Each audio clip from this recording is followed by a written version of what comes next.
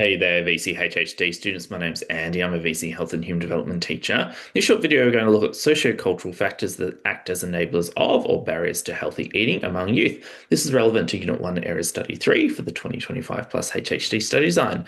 There's lots of ways you can engage with the Health Resources Hub if you don't already. If you're on YouTube at the moment, you can subscribe at the button in the bottom corner of the video there to our YouTube channel. That means you'll get alerts to all of our new videos as they come out across the year. We've also got our website, the hrh.net.au, where there's opportunities for HHD students and teachers, and that's being updated regularly, so please check that out. We've got our Instagram, TikTok, and Facebook pages where you can follow us and get alerts to new videos and other opportunities, as well as SAC and exam tips and advice, and also our email info@thehrh.net.au if you'd like to get in touch.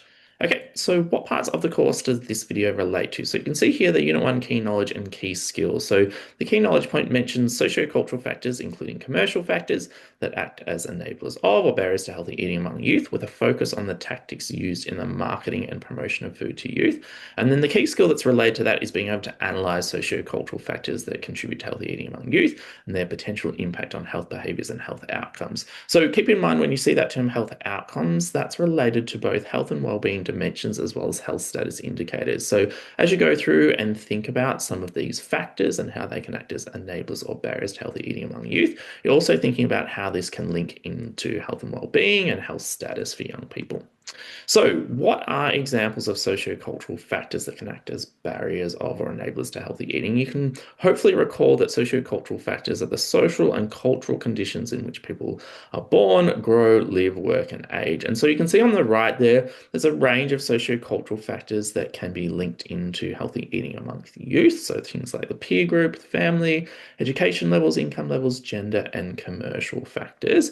And so when we're talking about enablers, we're talking about factors that assist people to make healthy eating choices, and then barriers obviously are things that make it more difficult for people to make healthy eating choices. And so these examples of sociocultural factors on the right there often can act as both barriers and enablers, okay, to healthy eating among youth, depending on how you think about it. So let's have a look at an example. And so I would recommend that in your notes, okay, 4 different examples of sociocultural factors, including commercial factors, that you set up something like this, which sort of describes, okay, the factor and then thinks about how it can act as both an enabler or a barrier, and then spend some time thinking about how you can link this into how it could have an impact on health outcomes for youth.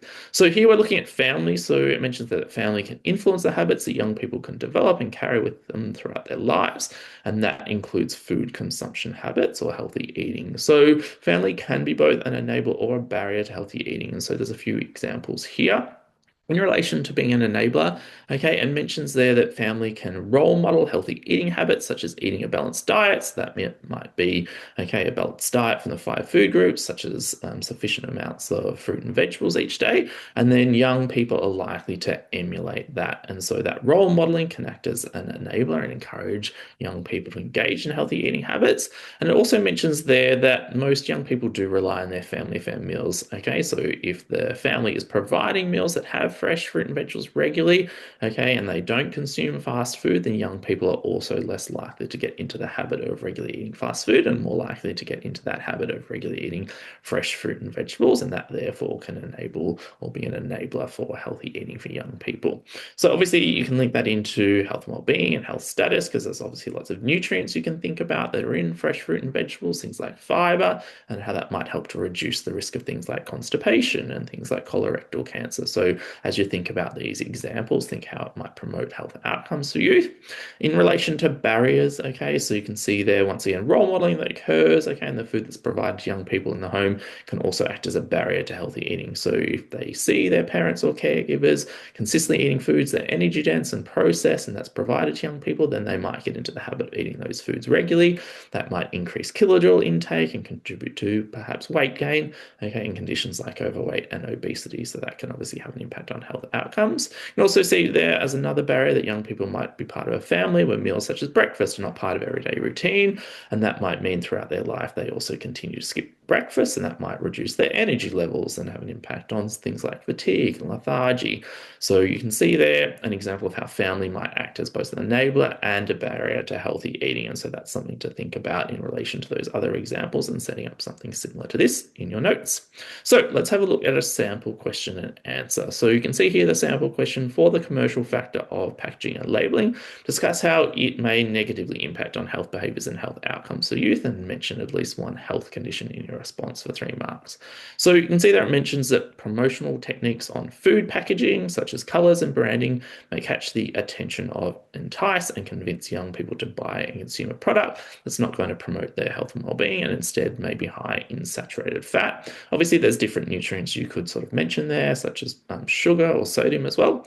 Okay, then it says this could contribute to increasing cholesterol levels for youth, as saturated fat can raise LDL cholesterol, and over time that might contribute to plaque buildup and blockage of arteries, contributing to an increased risk in the prevalence of cardiovascular disease, such as a heart attack. So you can see there it's mentioned, okay, the example of the factor, how it might impact on the behavior of use, so being more likely to purchase those products. And then, okay, it's linking into a nutrient and a health condition and linking in, okay, that term sort of prevalence. So it's linking into health outcomes there by linking into a health status indicator. So hopefully that can give you a sense of what questions might look like in relation, okay, to enablers and barriers, and how you can link those in then to health behaviors for youth and also health outcomes as well. Okay, hopefully you found that video useful. If you know any students that are doing Unit 3 and 4, they might like to check out this ACE Revisions questions book that we worked on for the 2025 plus HHD study design. If they are interested, they can head to book.acevc.com to order a copy. Thanks so much.